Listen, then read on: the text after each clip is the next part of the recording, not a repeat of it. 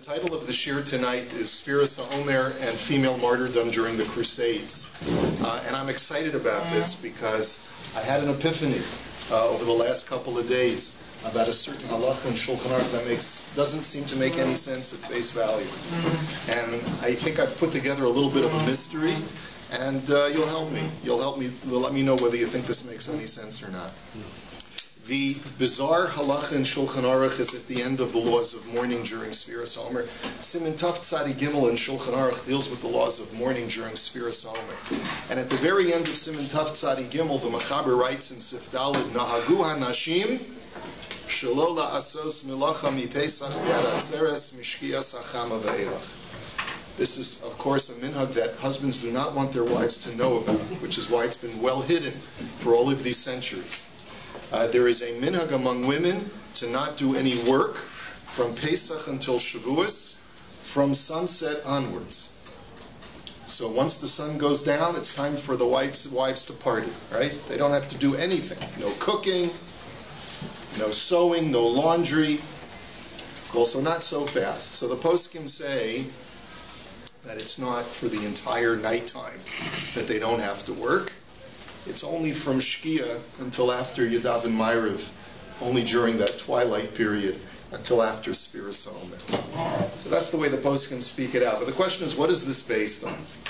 What is this? And by the way, Rav Menashe Klein of blessed memory said he doesn't see anyone being noheg this way today.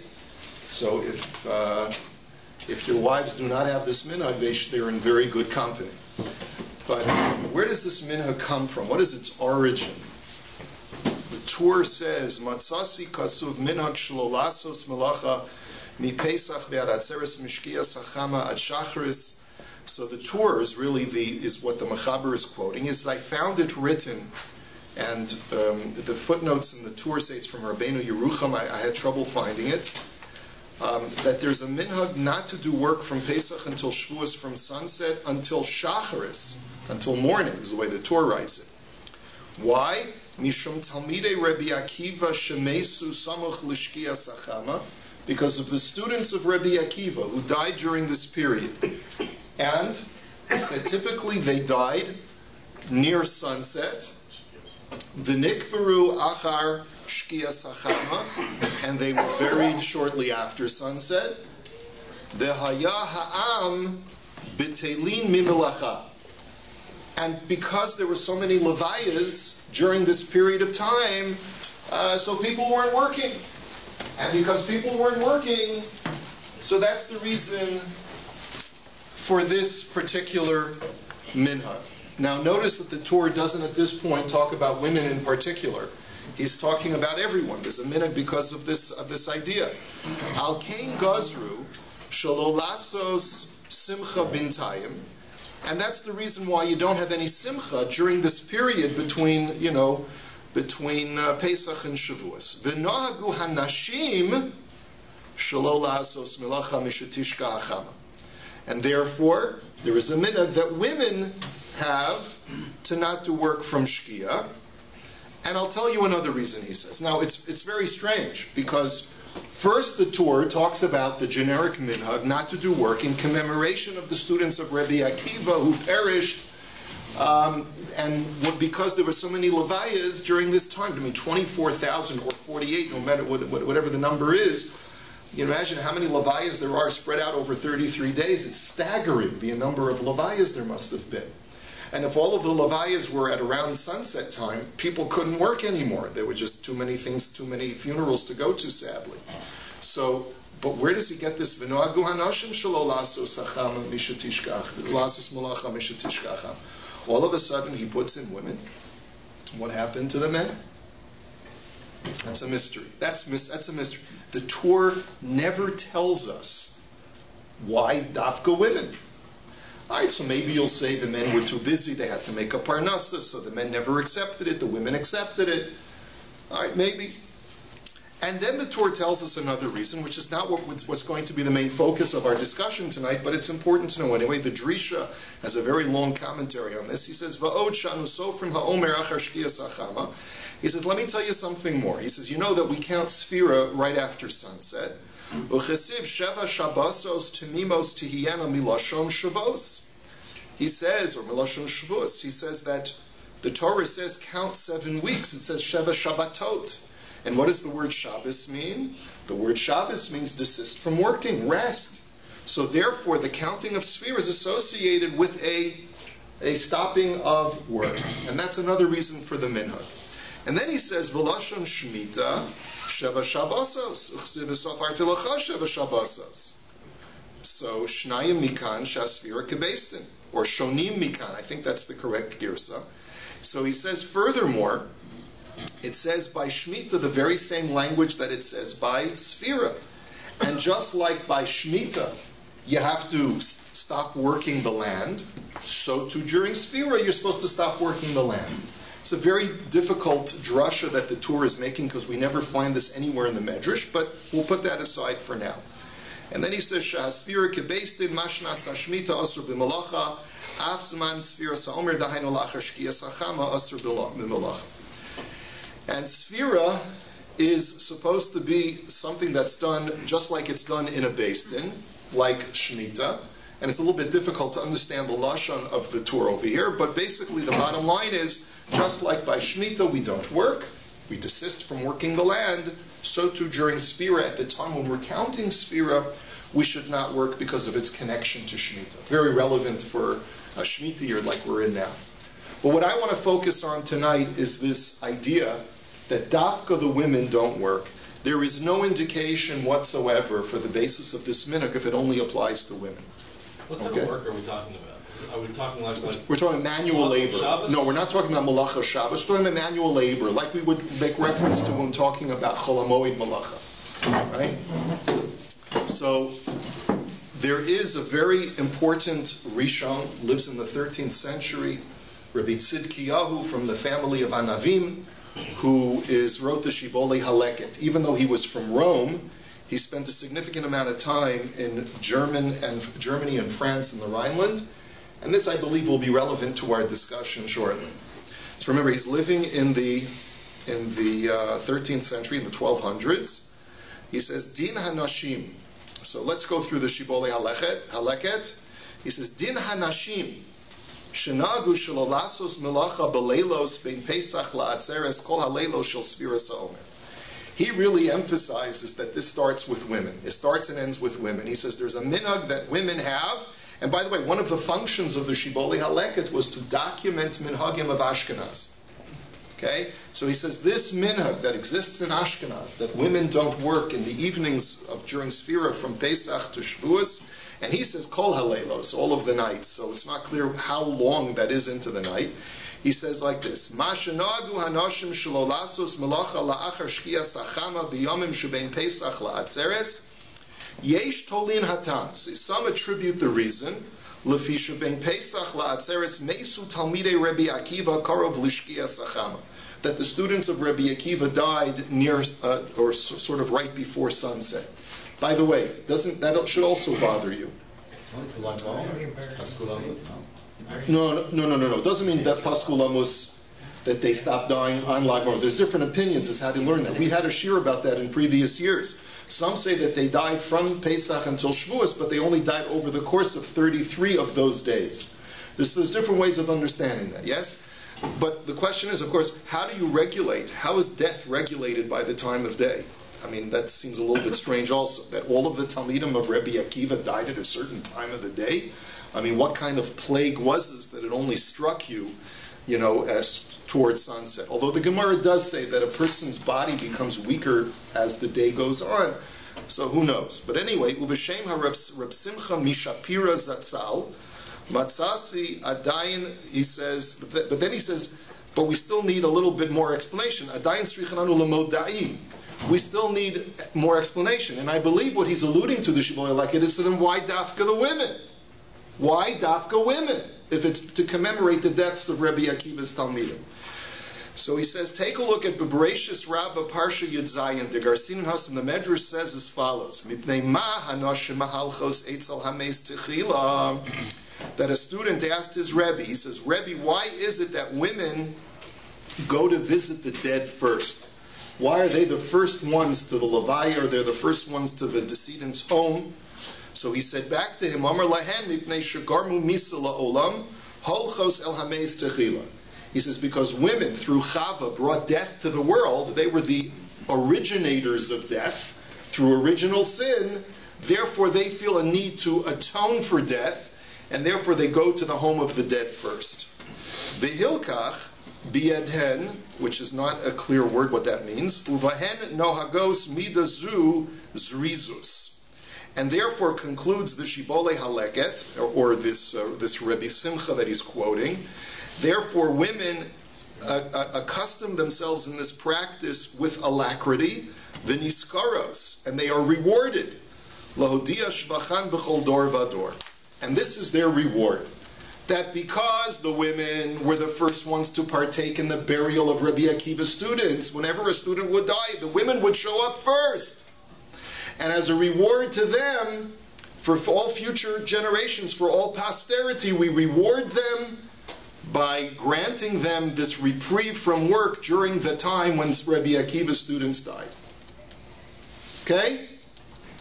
Shekadmu eitzel osan talmidim, because they went historically, and they came first after these tragic deaths of the students occurred, ulechabdan uleisasek bohen, to show honor and to deal with the needs of the decedent. Lefichach nagu shelo lasos malacha ba'oso ha'ezecher l'noshim sidkanios shahayu ba'oso ador. And that's the reason why, even to this day, women have a custom not to do work to remind us of the noshim sidkanios in the times of Rabbi Akiva. That's reason number one. Reason number two brings the Shibbolei Haleket. I skipped a few lines, but he says, from his brother Reb Binyamin, Natre Rachmanu Parke, he says, Pirish Hatam, Mashinagu Shalolasos Malacha Lachashkia Sachama Bimei Sfiras Omer. What's the reason? He says, Lefisha Omer Ba Misa Orim. Because what is the carbon ha'omer made out of? Barley. Okay, what other carbon comes from barley? The carbon sota. So says the Shibbolei Haleket, v'shiuro asiri sa'ifa kemach. And it's the same measurement. It's a tenth of an ephah of barley flour. V'chein mincha sota ha'isa, she'asira sa'ifa kemach sorim. It's exactly the same offering in measure and in material as the sota offering. Al kein nohagu hanoshim sidkanios shelo lasos malacha kol halelo shel sfiras ha'omer lios lehem lechavod u'lesifares. That's why women don't work during the nights of Sfiras HaOmer. This is their honor and this is their glory. That what? V'lios lehem lezecher v'simen. That the fact that they commemorate or celebrate the Sfira is a reminder for them and a reinforcement for their virtue. And also a reminder for them to remain virtuous, right? Levavur tia yiras Hashem al pineihem, that the fear of God should remain on them. Oh, I remember now. Now that I'm doing something special by not working, this reminds me that this carbon ha'omer is reminiscent of the carbon sota. And v'nivasru kol hanashim asher lo sibegodna isha meire'eha. Right? And this is a reminder, like a musar to women, that they should not rebel against their husbands. Umatzinu kayotze ba. We have a similar precedent for this in the Medrash, that it says, Vayas es kior nechoshes b'maros hatzovos asher tzovu pesach ol moed. He says, what does it say? By the maros hatzovos, by those special mirrors that the women used to show their virtue, they were used to construct the laver in the Mishkan. And we learn from there that women need a reminder of virtue, of the virtuous women of their past, and of the virtue that they must remember to keep even in the present. So therefore, this is the reminder. Don't work during Sfiras HaOmer. Reminds you, what is the barley flour? Sota. And therefore, this is the reason why women have a custom not to work. So we've seen, that came out of left field. So now we've got two reasons. Reason number one is because the women attended to the burials first of the students of Rabbi Akiva, so they are rewarded with a reprieve from work. Reason number two, to act as a reminder of what it means to be a virtuous woman and not to be a sota. Okay? Those are the two reasons from the Shibbolei Haleket. If you were to ask me about this, I would have a problem with both answers of the Shibbolei Haleket, and I'm a nobody. But my problem is like this. We have no documentation whatsoever in anywhere in Chazal that women were more involved in the burials of the students of Rabbi Akiva than the men were. We have no documentation whatsoever, and this is really just pulling an idea out of thin air that the Shibbolei Haleket is doing. He says, look, it's well documented, this custom. Women refrain from work during Sphira from the time of sunset.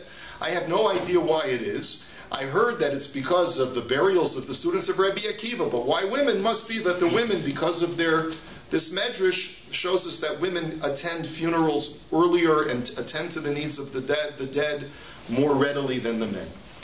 So again, there's no documentation for this. Reason number two is really out of left field. Barley, remind me to be virtuous. I mean, is that to suggest that women need this reminder that there was a problem with virtue in the Middle Ages with Jewish women? I mean, it sounds almost scandalous to say that, these women, the Jewish women of yesteryear needed this some kind of reminder. Don't be a sota. So I got a problem. We'll skip the Aruch HaShulchan. He really quotes just the Eliyah Rabbah, which really says something very similar to what we saw in the Shibbolei Haleket. So now I'm going to reveal the true reason why there's a minute for women not to work during the days of Spirit. I mean, the real reason. I don't know if it's the real reason. I'm suggesting that this is the real reason. And it has to do with the fact that there's another very important halacha during Spirit that we all know about.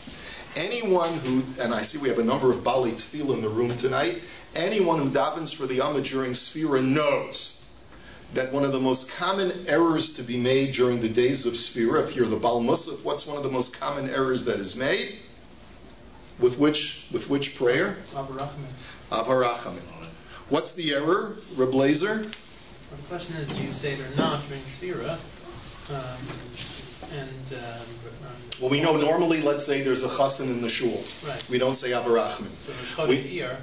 If it's Rosh Chodesh Iyar. So people think if it's Rosh Chodesh, you shouldn't say Avraham, right?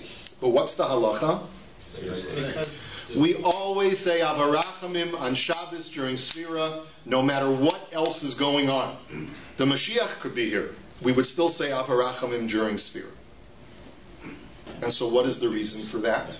This is brought down in Shulchan Aruch and Siman Reish Pei Dalet in Hilchas Shabbos, and when it talks about all of the things that we daven on Shabbos, it's a Ramah, and the Ramah says, and by the way, there used to be a minhag to only say it one Shabbos out of the year, but the minhag that we have today, he says, first of all, when we don't say Av Harachamim and we don't say Tzidkas Chatzedek when there's a chasen or a bris in the shul, and we don't say it when we're Mevorchen Es HaChodesh, Milvad B'nei HaSfira, except for the days of Sphira. That's what the Ramah says. And he says everything goes according to the minhag. So the Magen Avram says, why dafka during Sphira do we always say Av Harachamim? Mishum Shahayu HaGazeros Ba'oso Azman. Because the decrees were during that time. What decrees? Says the Machatzis HaShekel, Hainu Gezeras Tatnu. What is the year Tatnu in the secular calendar? Anyone? 1096. What happened in 1096? The first crusade, the major crusade of which there are so many elegies that we recite in the Kinas over Tisha B'Av, where the Rhineland communities of Worms, Speyer, and Mayins, or Magenza, Speyer, and Vermeisa, right? Those Jewish communities suffered tremendous massacres during the First Crusade, when the Crusaders not only went to Jerusalem to reclaim Jerusalem from the Muslims, but they also were given, to some level or another, free rein to massacre Jews for having killed their Lord. And this was never forgotten by the Jews. The Jews, because this was the beginning of real European anti-Semitism that would last for centuries. and it is therefore commemorated to this day. Just like we commemorate the Churban because it represents the beginning of Golus, we commemorate the First Crusade more than anything else because it represents a centuries-long history of anti-Semitism in Europe. And that's why there are so many keynotes about it, and there's so much written about it, as I'll demonstrate to you in a minute. Now, a lot of what I'm taking from, a lot of what I'm extrapolating from tonight, and this is my thesis. My thesis is based on an article that is written by Mordechai Breuer, Zichrono Livracha, who was a rabbi, and it was a professor at Hebrew University for many years, a very frum Yid, and he wrote a number of very important scholarly works from a frum perspective. He was mostly interested in Bible criticism, but he worked on a number of other projects as well. His name? Mordechai Breuer. Yeah, from the Breuer family. Right. One of the articles that he wrote, sort of later in life, is an article called Nashim B'Kiddush Hashem. Women having in martyrdom, or women's martyrdom, and specifically women's martyrdom during the Crusades. And it is Breuer's contention, as we will see momentarily, and this is not something that he originates himself, because a lot has been written about this in other works as well, and he documents those other works, is that women were more quick to martyr themselves during the Crusades than men were. That women were the ones who stepped forward and said, I'm prepared to die al Kiddush Hashem, and I will slaughter my own children so that we can all die al Kiddush Hashem. They led the charge towards Mesirus Nefesh, towards martyrdom, and the men followed them. And it is my contention that just like much of the mourning that we do during Sfira is because of the Crusades, and not just because the deaths of the students of Rabbi Akiva, and this is also well documented in a number of essays. One of the famous essays is in Daniel Sperber's Minhagei Yisrael Chelek Aleph, where he writes that it's really insufficient if you're going to only look at the deaths of the students of Rabbi Akiva as the reasons for mourning. You end up with a lot of different questions. One having to do with what Harold talked about, which is how do you calculate those 33 days? Why is it that the minhag of Sfarad was to stop at Lag BaOmer, and the minhag of Ashkenaz was to continue until Shavuos? And a number of other issues that are historically troublesome. And Sperber's conclusion, as many other scholars, is sort of like an accepted yesod already. That part and parcel of the mourning during Sfira was instituted by Ashkenazic communities, even more than Sephardic communities, to commemorate the First Crusades and all subsequent anti-Semitism and Crusades that occurred after that, primarily for the Gezeros Hashmad of Tatnu of 1096 against Speyer, Magensa, and Vermeisha. Okay, so my take on that, my extrapolation is, since women were the ones to be Moser Nefesh more than the men, there has to be something special for women during Sfira to demarcate that they were Moser Nefesh more than the men. They put their necks out quite literally first, and therefore they deserve recognition during Sfira as a schar that they don't have to work. And now I'm going to demonstrate it for you, and you tell me if you are convinced or you are unconvinced. First of all, we know that the idea of martyrdom, even in the words of Chazal recognize that women, when it comes to Mesirus Nefesh, are more ready to be Moser Nefesh than men. This is a certain teva within women, just like we know that women have a certain spiritual instinct. That was what kept them from being oved the Egel HaZahav, whereas the men did. We also know that in the eyes of Chazal, women have this certain intuition towards Mesirus Nefesh more so than men. And there are a couple of examples of this that I have for you. One is from the famous Gemara in Gittin, Daf Nun Zayin Amud Beis, which we learn, one of the Gemaras that we learn on Tisha B'Av. that it says, "Amaisa b'daled meyos yeladim v'yeladot shenishbu lekalon." There were 400 boys and girls that had been taken captive during the Roman period, and they were going to be abused, and they were basically being taken for sex slaves. Hirgishu ba'atzman lamahin misbakshim. The children realized what they were being taken for. Amru imanu tovim bayam anu boin l'chayi ha'olam haba. So they said, if we throw ourselves in the ocean, this is one of the great martyrdom texts, if we throw ourselves in the ocean, will we merit the world to come? So Darash Lan HaGadol Shebahen, so the eldest of them said, Amar Hashem mi bashan ashiv mimitzulosyan. So he darshans the pasuk that Hashem says that those who throw themselves in the Yam al Kiddush Hashem, Hashem will save them. Hashem will redeem them and bring them to Olam Haba. So the Gemara then says, Kevin sheshamu yeladot kach. Once the girls heard this, kavtsu kulan v'naflu l'sochayam. The girls all jumped into the ocean.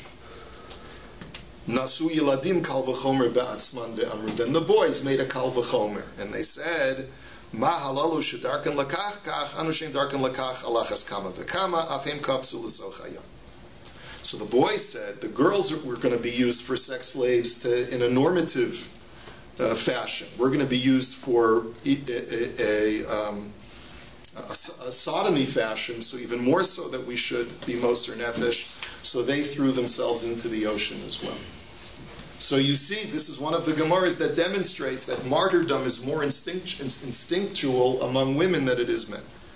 You have a similar, now, the very end of that Gemara, what does it talk about? The very famous story about Chana and her 7 sons, Isha uveshiva baneha. The woman and her 7 sons, the Gemara tells that whole story about how she was so proud of her children for being moser nefesh, and eventually she throws herself off the roof and says, and a bas kol comes out and says, Eim habanim samecha. So you see how Chazal are extolling the virtue of the Jewish woman who's moser nefesh. In the Yalkut, you also have a medrash in Yalkut Shimoni Eicha, Remes Tav Tav Reishiyot Zayin. It says that there were 2 women, Amru Shtei Nashim Achayot Hayu B'Yerushalayim V'Hayu Yot B'Yoter. 2 sisters that lived in Yerushalayim right before the Churban. They were very beautiful. Tafsum Kasdim V'Halchu Etzla Me'ah V'Chamishim Ish. And so they were gang raped, and they did all these terrible things for them, and so then the Medrash says. Later on, Amru Maisa B'Shivim B'Sulos Shinish was the last 3 lines of the Medrash. 70 virgins were taken captive. V'Hoshivim Basfina Lalochul Hoshivim B'Kronos. They had taken them captives to make them into prostitutes. V'Hayosan Ab'Sulos Amros Zulazu Bo Nekade Shemo Shel HaKadosh Baruch Hu V'Al Yechalalenu Avdei Avodah Zarah Areilim Ma'asu Alu Lagag V'Naflu Liyam V'Tavu Atzmam Liyam. So what did they do? They went by the port. They went up to a high place, they jumped it, threw themselves into the ocean, and they all committed suicide. So this is a recurring theme even within the words of Chazal. So let's take a look what Breuer says in his essay that I quoted in source number 7. Breuer on page 142 writes out, he says, Chelkan hachashuv shel hanashim mebechina misparit v'chevratit. He says a very important role that women played, both numerically and socially, b'masei kiddush Hashem b'tkufat masei hatzlav nikva v'nidon mizman. It has already been established that women played a vital role in this whole idea of martyrdom during the period of the Crusades. Both numerically, they were a very significant number, a disproportionate number of women acted as martyrs, and socially, they had a tremendous influence on their husbands. And this has already been well established and well documented. You don't need me to tell you this, he says. Hati'ud b'sugya zu barur. There's clear documentation about this.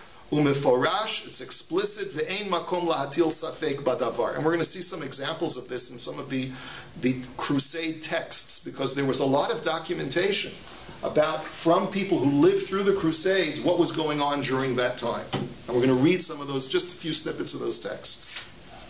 Bekama rishimot boletet ha'uvda shelo zu bilvad shenashim hayu pi'ilot b'minda nikeret b'masei kiddush Hashem.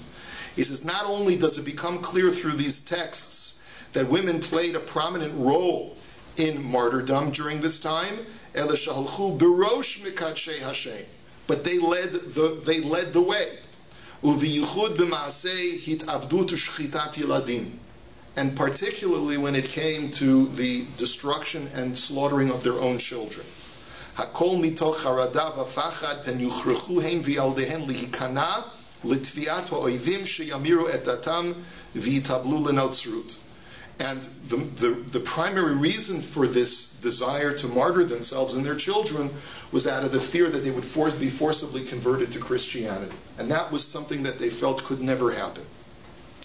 Rishon mikrei ha'yitavdut b'me'ah ha'achat esrei yuchas l'nashim. He says the very first example of martyrdom in the Crusade period is from the 11th century.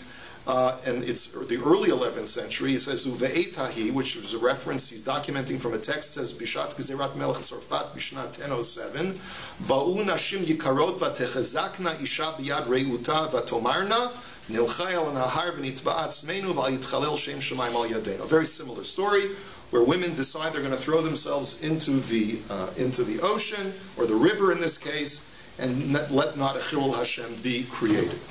Okay, so that's how Breuer really frames his thesis. Where is this? Does it say?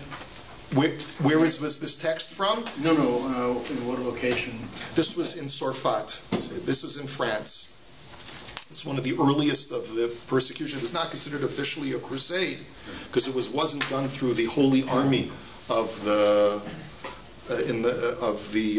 whoever was dispatching them. Was it forget which king? Richard. King James or Richard? Oh, Richard, right. Dispatched the Crusaders. This was before the period of the Crusaders by about 70 or 80 years. Now, I have some texts here. These texts are readily available in HebrewBooks.org. This is how I found them. And you're welcome to do your own search. I'm only quoting for you the non-graphic portions. There are portions which are extremely graphic and very, very depressing about how women slaughtered their children and stabbed themselves and fell on their swords. And just whatever you can imagine is graphically portrayed in many of these texts. There are two very important books that talk about this. One is called Sefer Gezerot Ashkenaz V'Tzorfat from someone named Aleph Mem Haberman. Not Huberman, but Haberman, but who knows, maybe it's a relative. So he writes, referring to the crusade of Mayins or Magensa, he writes, "V'osam shebachadarim kesharu et ha'maaseh hazeh," source number 11. He says, when the people who were hiding in their rooms saw what the Crusaders were doing out in the streets, me'elu v'hatzadikim v'ha'oivim shebo aleihem kvar tzaku kulam, they started to scream when they saw that the pillaging and the murder that was taking place in the streets. They said, "Od ein ke'elokeinu tov mila'akriv korban nafshenu."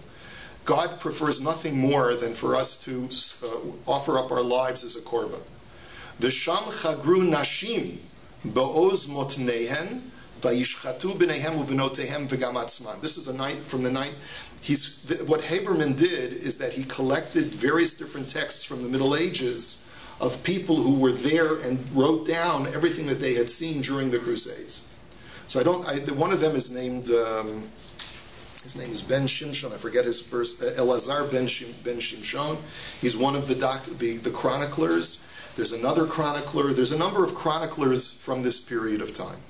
So what did these women do? They slaughtered their sons, their daughters, and themselves. V'gam anashim rabim imtzu koach. And you see, and the men also followed in suit. Vayishchatu nishehem uvneihem v'tavam, and they slaughtered their wives and their children and their young children. Haraka v'ha'anuga shachta yeled sha'ashueha. Tragically, the most gentle, refined soul of a woman would slaughter the child of her joy. Vayamdu kulam ish v'isha vayishchatu zelazeh. Men and women stood against each other, slaughtering each other. V'habetulot v'kalot v'chatanim hibitu v'arachalonim, etc., etc., etc. Page 33 of the same account in Magensa. V'gam hanashim hatehorot benot melachim. That listen to this. Listen, they had they had to come up with a tachbula, with a trick to allow themselves to martyr themselves before the Crusaders would come. So what did they do? He says the pure holy women who were the daughters of queens, the daughters of kings.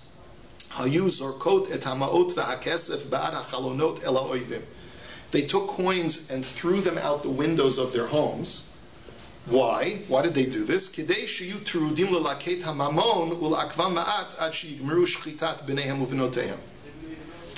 the crusaders that were out in the streets. In other words, they threw the coins out the window.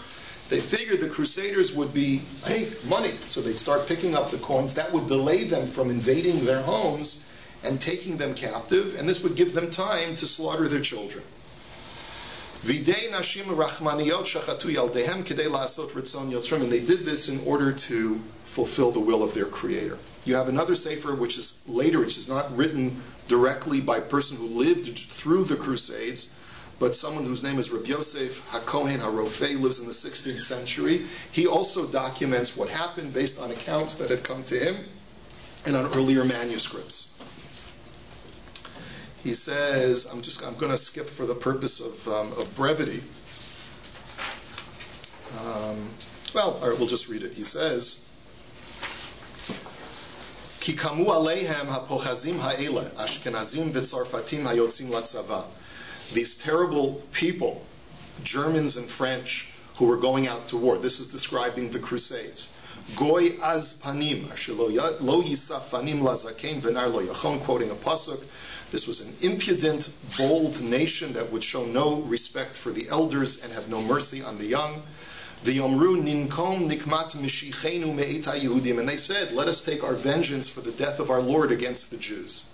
V'nachachidei migoy v'lo yizacher shem Yisrael od. And let's completely obliterate them.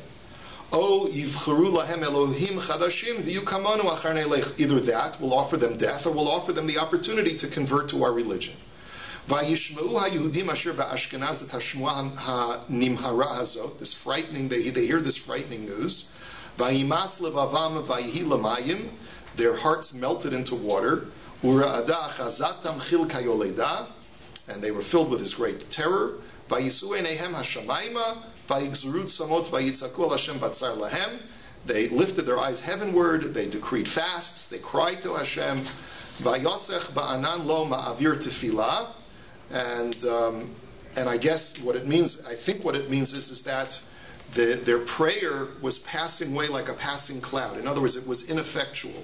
Vayakum, and therefore, Vayakumu ha'oivim al kihila kedosha ishpira, spire, b'yom hashabis, b'yom hachet l'chodesh Iyar, on the 8th of Iyar, Vayakumehem asara lefi charev, and they killed 10 Jews. You think about the massacre in Spire, when you see all of the elegies that are written about the community of Speyer, so you think they must have killed hundreds, if not thousands. They killed 10 Jews. But they knew that this was, if even one Jew is killed out of from a religious sentiment, you know that there's trouble. So the Jews recognized that this was terrible.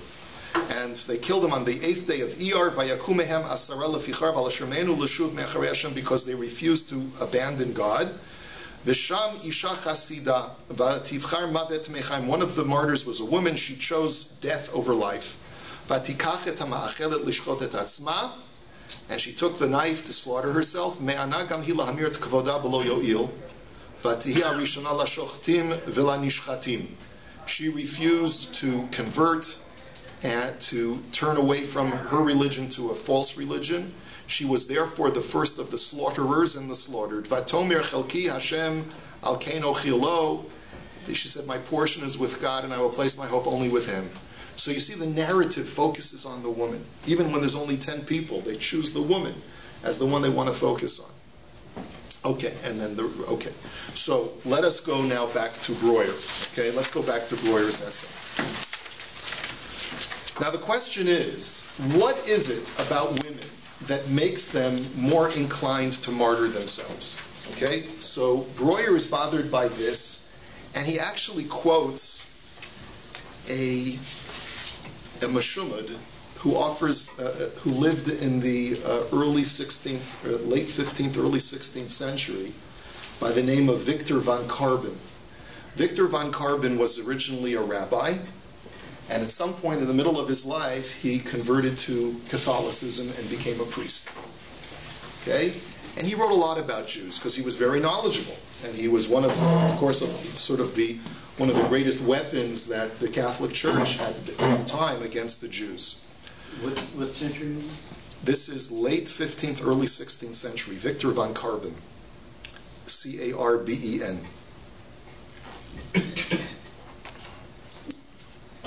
So Breuer writes about this von Karben, and he writes as follows.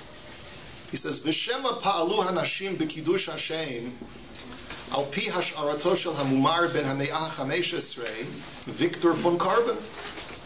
He says, maybe you could argue that the reason why the women were so zealous in their martyrdom was because of what Victor von Karben writes.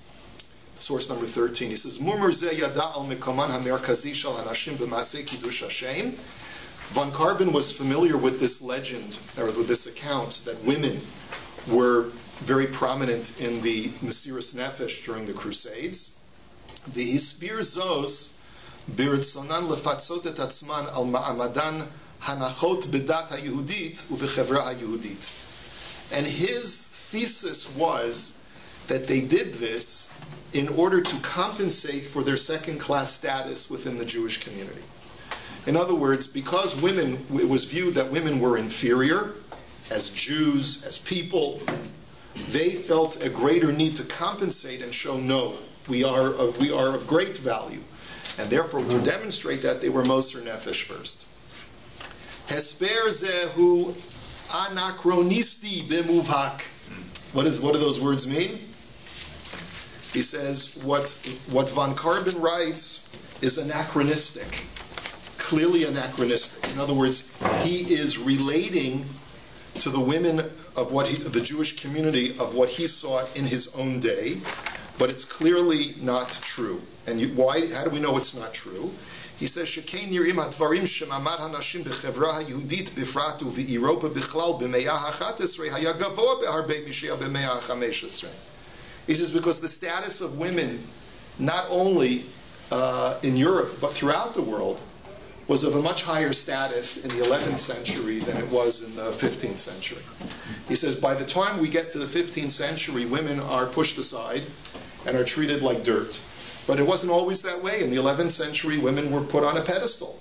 And so it's very difficult to, what von Karben is arguing is based upon his own observation of his own time, but it's very difficult to make that argument about what happened during the Crusades. V'safek rav im hanashim b'kilot ha'yehudiyot chashu tzorech b'fitzui al ma'amadam hanachot kivyachol. And it's very difficult to know if the women actually felt in some way inferior and a need to compensate for that inferiority complex.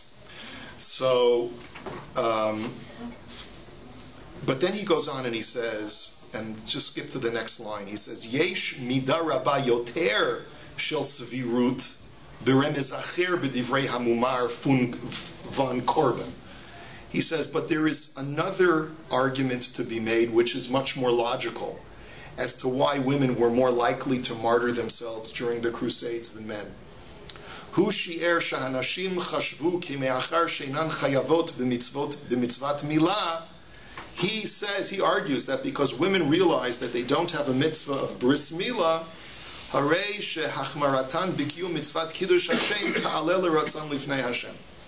Then by giving up their lives and letting their blood be spilled, will be in some way a compensation for the bris that their male counterparts performed.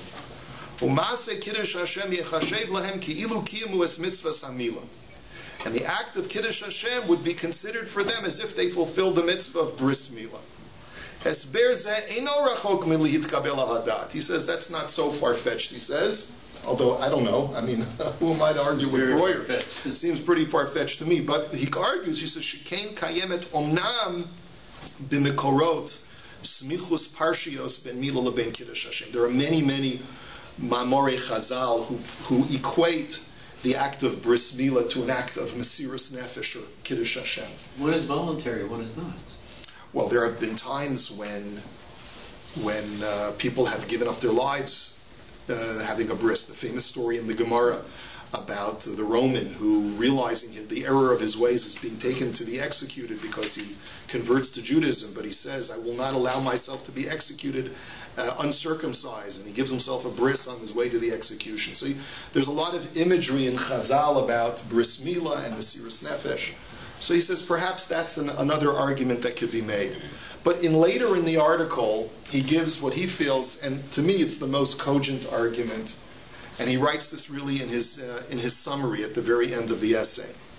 So Breuer writes like this at the very end. He says, "Ani matzia lirot ma'aseh ha'akrava v'ha'akeda shel kiddushay gezeros tatnu ma'asim spontaneim." He says, what I see in the acts of martyrdom among the women in all of these texts is spontaneous behavior. Not behavior that was carefully calculated before, but rather spontaneous rush to action. V'nashim hein shepatchu b'masim eila bi'itzumo shel ma'amad kiddush Hashem ila'i. Women therefore did it in the best possible way. Hama'asim lo butzu bikvot hadrachatam lilechatchila shel morei hahora'ah. And he listen to this. He says women didn't go and ask a shaila first. They didn't go ask a shaila, Rabbi, should I be moser nefesh in this situation? They just saw the Crusaders coming and they picked up a knife and they shechted their children and themselves. He says, Aval heim zachu li ishuram b'di avad im ki b'dochak. But they were zocha to their sort of like being endorsed post facto, even though the Chachamim would not have endorsed their behavior lechatchila. Had they asked the shaila, they may have gotten a psak. Don't be a martyr, flee, run away, do something. Don't kill your children, even if they're going to be kidnapped. Let them be kidnapped, at least maybe they have a future. But b'di'evid, after the fact, after they did it, they received the rabbinic saintly knighthood of having been great martyrs. He says, Hechaltzutan shel nashim lema'asim eila. He says the inclination that these women had to these kinds of behaviors. He says shelichora ein lahem yated bahalacha hanormotivit. This has no connection whatsoever to normative halacha, their behavior, because Judaism does not promote martyrdom in such a broad way, the way that we read about it in these crusade accounts. Mistaberet mipa'at netiyatan shel nashim tzidkaniyot lahachmir b'kiyum hamitzvot davka b'shah shekiyumin hofech le'etgar kasher. He says this is the hallmark of the Jewish woman, that they are machmir on mesiras nefesh davka when there is the greatest challenge. Hama'asim hano'azim hanogdim et hanorma ha'halachit. He says, therefore, these bold actions that contravene normative halacha, nav'u lo mitoch iyun b'mekorot halacha ela adarabah. They did not come from an analysis, a careful analysis of the halachic sources, but just to the contrary. Mitoch lahat dati ve'emunati shelo nitmatein al yedei b'dikat hadin li'ishiro. Listen to this language. He says, women were unrestrained by halacha. They were not confined by halachic arguments. In other words, if nothing is holding you back because you're not well versed in the halachic issues, then you're going to rush to be a martyr. The only person who doesn't rush to be a martyr is a person who has enough knowledge to know that if you can save your life, you should save your life. But if you're tamim tiyah, if like you're totally innocent and not well versed in Jewish law, so then if you have an opportunity to be ultimately close with God, that's what you do. And in another part of the essay, he quotes a very famous Yavitz HaKadosh. There was in the 15th century, there was the Chassid Yavitz who lived through the Spanish Inquisition. And he writes, which is obviously several centuries later after the Crusades, but it's a similar illustration. He documents that who were the people that gave up their lives during the Inquisition? He says it wasn't the Talmidei Chachamim. It wasn't the Rabbanim. They allowed themselves either to be exiled, or some allowed them to be forcibly conversed, to become conversos. He says, you want to know who the people who submitted themselves to be burned at the stake? It was the Amaratzim, the Pashut Yidden who didn't know all of the dialectical arguments that could be made to allow them to preserve their lives through, tricking the authorities or running away. No, they dafka wanted to do it. He says, so Breuer's argument is, you know why women were so much at the forefront of the martyrdom movement? It was dafka because they didn't know halacha. So he therefore says, Ela Adarab mitoch lahat ativ and shalom right. Yeter al ken. He says, I'll go even further. He says, Nitan lomar shahmasim lo hayu asuyim litrachesh bidei eila shepatchu bahem ela mitoch iyidiyat hadin v'halacha. He says these actions could only have been perpetrated by people who were ignorant of halacha. He says it's very possible that a source of support for this boldness of the woman in sacrificing their lives was based upon the halacha of a woman who was taken captive among the goyim, or she is forcibly converted.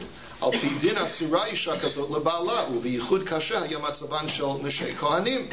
He says that could have been part of the incentive. These women knew that if they were forcibly taken by the goyim, they would not be permitted to go back to their husbands, especially the wives of Kohanim. Ach nashim rabot ka'ilu hu tru in ki la'achar diyunim merubim u'memushachim. He says that could have been part of the cheshbon. He says, and it could also have been part of the reason why in later generations, when women did face these issues and they were forcibly kidnapped or raped and so forth, there were many halachic responsa that were written to permit these women back to their husbands. It was dafka because the rabbis knew that if we don't permit a woman back to her husband, she may commit suicide. In other words, so far was the woman's motivation to die al Kiddush Hashem that if we don't create an exit for them and allow them to go back to the Jewish community and to their husbands, they may die al Kiddush Hashem.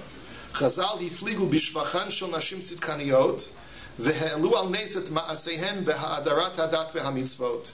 He says, and therefore you see from these texts that we've quoted that Chazal extol the virtue of these women who died al Kiddush Hashem. Af im ma'asim eila lo alu lechatchila b'kanei achad im hanorma ha'mechayevet shel halacha. Even though what they did was not in accord with normative halacha. But post facto, you have to extol their virtue. That after the fact, these virtuous acts were accepted by the poskim. Harezu dugma shel tofa'a b'tarbut ha'amamit ha'ne'ederet shorshim b'mekorot ha'halacha ktuvim. V'naseit b'sofo shel davar chelek shel tarbut ha'elita ha'milumedet. He says here, this is a prime example of how halacha evolves based upon historical issues that have arisen. He says, Tofa'a b'tarbut ha'amamit ha'ne'ederet shorshim, that he says this is a manifestation of something that happens within the culture, within the society, that is originally shunned, but it eventually develops roots and it becomes part of the accepted norm. And so, in other words, if you were to ask someone before the Crusades, is it permitted for a Jew to give up their life? They would have said, of course not. For in a circumstance like the Crusades, lechatchila, they would tell you, of course not. But post facto, we look back at these women and they say how virtuous they were to give up their lives. Why? Because looking at it in retrospect, we can do nothing other than extol the virtue of these women. So my thesis, therefore, is, just to repeat it and to sum it up, that the reason why the Torah writes this minhag and the Machaber supports it, and that it has to do dafka with women of not doing malacha, is just like we know that when the women did not participate in the Egel HaZahav, what were they rewarded with? What does the Medrash say that women were rewarded with? By not. But what is the schar of Rosh Chodesh, right? They don't have to work. They're not supposed to. You're not supposed to let your wife work on Rosh Chodesh to do manual labor. So my contention is that it's the very same thing, because we want to extol the virtue of these women who were Moser Nefesh during the Crusades. That's why the minhag became not to work during the period of the Crusades of Tatnu, and which we so strongly commemorate in Ashkenazic communities. And that's the only way that I can make sense of this halacha in Shulchan Aruch. Yes? Why dafka at night? Samach l'sfiras ha'omer. So I was thinking a number of different theories of why dafka at night. Could Shkiyas HaChamam be a metaphor rather than well, it's hard to combine. Specific time. Maybe it's metaphorical to remind us of the night that we descend into during the Crusades. Perhaps that's one idea. I was thinking also that the Crusaders probably violated the women at night more than during the day, That was when it was most precarious for women, and why a woman would be inclined to be moser nefesh more as she approached the later hours of the day. That's what I was thinking, because that's when there was a greater possibility for her to be violated. I don't know. But anyway, that's my... So in going back to the original, the Medrash and Bereshis Rabbah, looking at it from the lens that the Rav just spoke about, I mean, that is what the first shot in the Bereshis Rabbah is. That the Shibbolei Haleket brought down? Yeah. That he says what? No, he says that the women go to the dead first. He went, right. No, but because women are balos chesed. Right. So now but this idea of that it is their schar. Correct. That's but I'm just saying differently. It's not the schar that they attended to the dead first. It's the schar that they martyred themselves first. Oh, okay. But the schar, nonetheless, is. But it's a schar. But that's it's a schar that they don't have to work. Okay. Yeah, and that's very consistent with the medrash that we have about Rosh Chodesh. Okay. Because the women did something virtuous, but my argument is that this is even closer to the medrash of the Egel and Rosh Chodesh, because there too, they did not allow themselves to succumb to avodah zarah. Here, they don't allow themselves to succumb to forced conversion. They allow themselves to be killed. That's much more in line with the same idea of, therefore, they're rewarded for all posterity not having to work during this time. And that's why the whole halacha drops off for men. And that's why it's not a halacha for men, because it's not. This is a special homage to the Jewish woman at the time of the Crusades. In the time of Rabbi Akiva, would there not have also been, as a result of all these deaths, a lot of widows? Yes, there would have been a lot of widows. They have been paying a price for something that they didn't cause. Yeah, I suppose so. I suppose so. So could one not reason that they're getting a reward for having had to endure? Well, you're not. What is the virtue of being an almana? I mean, what did they do that was virtuous? Just because you're suffering doesn't mean you're entitled to a schar. The whole theme of what we're discussing now is that there's a virtuousness to the women in their behavior, like the Shibbolei Haleket was saying. So he's arguing it is because they took care of the students of Rabbi Akiva. I'm saying it's because they gave themselves over to martyrdom more quickly than the men.